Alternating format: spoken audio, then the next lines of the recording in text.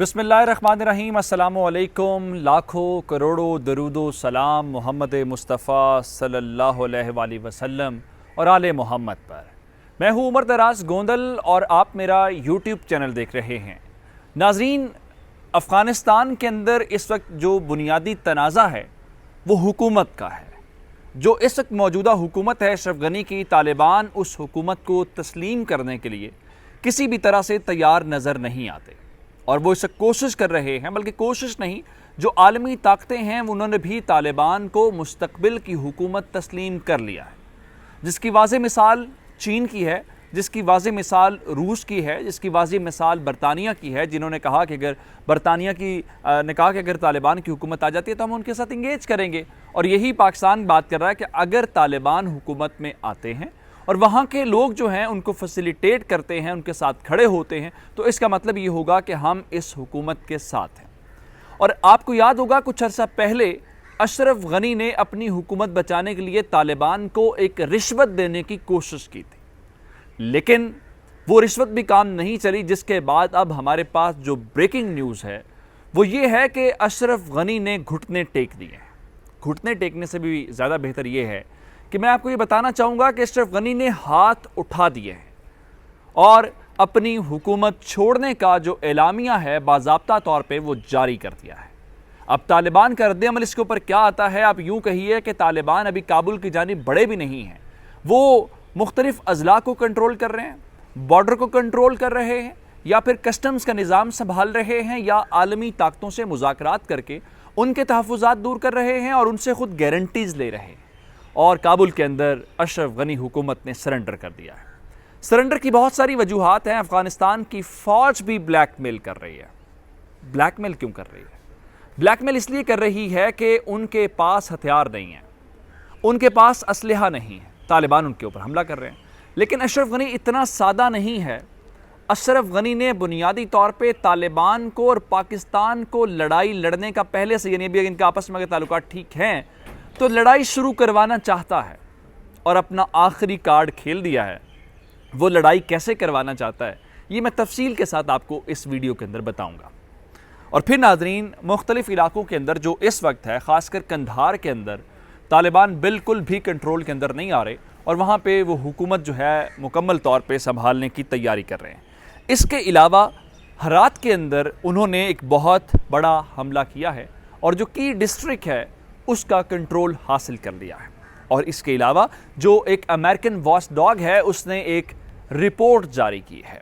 वो जो रिपोर्ट है वो अफ़गान हुकूमत के मुस्तकबिल और अमेरिका की असेसमेंट के ऊपर लेके है, क्योंकि अगस्त का महीना शुरू होने वाला है और अगस्त का महीना आखिरी महीना है जब जो अमरीकी हैं वो अफ़गानिस्तान के अंदर मौजूद हों। उसके बाद उनका यहाँ से इनखला हो जाना है और अशरफ गनी ने लावारिस हो जाना है। इन सारे मामलात को लेके मैं तफसील के साथ आपकी खिदमत में ये खबरें पेश करूँगा, लेकिन उससे पहले गुजारिश है कि हमारा यूट्यूब चैनल सब्सक्राइब कर लीजिए, बेल आइकन के ऊपर क्लिक कर लीजिए ताकि हमारी आइंदा आने वाली वीडियोज़ बर वक्त आप तक पहुँच सके। नाज़रीन, मैं 4-5 बड़ी डेवलपमेंट्स आपको रिकॉल करवाना चाहता हूँ, जिसके बाद आपको सारा सिनेरियो समझ आ जाएगा। अशरफ गनी हुकूमत काबुल तक महदूद है, ये आप सब लोग जानते हैं। तालिबान का चीन के साथ मुआहिदा, हुकूमत तस्लीम करने की बात, रशियंस की एंट्री, क्योंकि फारखोर एयरबेस वाला मामला हम आपको तफसीलन बता चुके हैं, और अमेरिका और भारत का खेल उन्होंने नाकाम बना दिया। जिसके बाद तुर्की का अफ़गानिस्तान से भाग जाना और फिर इस सारी सूरत हाल को लेके तालिबान का ये कहना हम पॉलिटिकल सेटलमेंट चाहते हैं, ये सारी बातें अपनी जगह पे हैं। इन सारे मामलात को लेके अब अशरफ गनी हुकूमत का इख्तिताम करीब आ गया और उन्होंने ख़ुद मान लिया। 2 दिन पहले यानी कल के रोज़ इमरान खान से सहाफ़ियों ने बातचीत की और इससे पहले अफ़गान सहाफ़ी थे और अमेरिकन टीवी को एक इंटरव्यू दिया। उनसे पूछा गया अशरफ गनी हुकूमत के मुतालिक, तो प्राइम मिनिस्टर ने कहा कि अशरफ गनी का इलेक्शन उस वक्त करवाना और इलेक्शन लड़ना ही गलत था, क्योंकि वो इलेक्शन कोई जायज़ इलेक्शन नहीं था, इसलिए अशरफ गनी हुकूमत के हवाले से हम बात नहीं करेंगे। और कुछ अरसा पहले जो मैंने रिश्वत की आपको बात की थी, अशरफ गनी ने तालिबान को ये कहा था, चूँकि आप इक़्तिदार चाहते हैं, उनका हम इक़्तिदार नहीं चाहते, और उसको कहा कि आप इस इक़्तिदार में से कुछ शेयर ले लें, कुछ हिस्सा ले लें और मसले का हल निकालें। लेकिन तालिबान ने कहा हमारा तो ये मसला नहीं है, हम ये चीज़ नहीं चाहते, और यहाँ भी बात नहीं बनी। जिसके बाद आपको कुछ अरसा पहले याद होगा कि अशरफ गनी ने एक और बात की थी। उसने कहा था कि कि अगर तालिबान हुकूमत में आना चाहते हैं तो एक काम करें कि इस बात का यकीन दिलाएं कि आप हुकूमत में हूँ, हम हुकूमत में हूँ, जो ड्यूरेंट लाइन है उसको कोई तस्लीम नहीं करेगा। अच्छा, ड्यूरेंट लाइन को अब अफगानियों का अजीब सा मसला है। इंटरनेशनल कम्युनिटी बॉर्डर मानती है, हत्ता कि अमेरिका मानता है जो उनका सरपरस्ती आला है, लेकिन अफगानिस्तान की हुकूमत कहती है जी हम ड्यूरेंट लाइन नहीं मानेंगे। हालांकि जो हामिद करज़ई की हुकूमत है वो पाकिस्तान के साथ जरदारी साहब की हुकूमत जब थी, पीपल्स पार्टी हुकूमत के साथ बाकायदा एक एग्रीमेंट भी कर चुकी है। अच्छा, इस सारी सूरत हाल को लेके अब अशरफ गनी ने जो पेशकश की है वो बहुत बड़ी है। वो पेशकश ये है कि उसने अर्ली इलेक्शंस की बात की है, कबलस वक्त इंतखाबात की बात की है, और कबलस इंतखाबात बर वक्त जो करवाए जा रहे हैं। अब उस पर एक सवाल बड़ा बुनियादी सा है कि इन हालात के अंदर जब मुल्क के अंदर जंग लगी हुई है और आधे से ज़्यादा अफ़गानिस्तान आपके कंट्रोल में ही नहीं है, तो आपने मैं 85% पर नहीं जा रहा, मैं अमेरिकन की और पाकिस्तान की जो असेसमेंट है कि आधे से ज़्यादा अफ़गानिस्तान उनके कंट्रोल में। अगर आधा भी अफ़गानिस्तान कंट्रोल की बात कर लें तो इसका मतलब ये है कि जब वो इलाका आपके कंट्रोल में ही नहीं है तो आप इंतखाबात कैसे करवाएंगे। और जो वैसे आपसे जीत रहे हैं, जो बंदूक की बुनियाद के ऊपर हो, जिस बुनियाद के ऊपर भी हो, आपके ऊपर बर्तरी हासिल कर रहे हैं, तो इसका मतलब ये है जिन्होंने आपसे इक़्तिदार में शेयर नहीं लिया वो आपके इलेक्शन आपका मुकाबला क्यों करेंगे।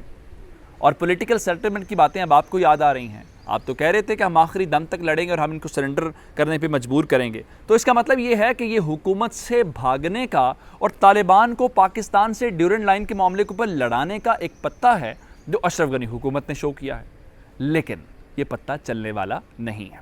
अब आगे बढ़ते हैं। अब मैं आपको हरात के हवाले से बताना चाहता हूँ कि यहाँ पर जो डिस्ट्रिक्ट ऑफ गुजारा है उसको तालिबान ने कैप्चर कर लिया है। बहुत सारे डिस्ट्रिक्ट जो हैं वो हरात के उनके पहले ही कंट्रोल के अंदर हैं, लेकिन अफ़गान हुकूमत ये कह रही है और अफ़गान फ़ौज ये कह रही है कि उन्होंने हरात के अंदर तालिबान का हमला पसपा कर दिया।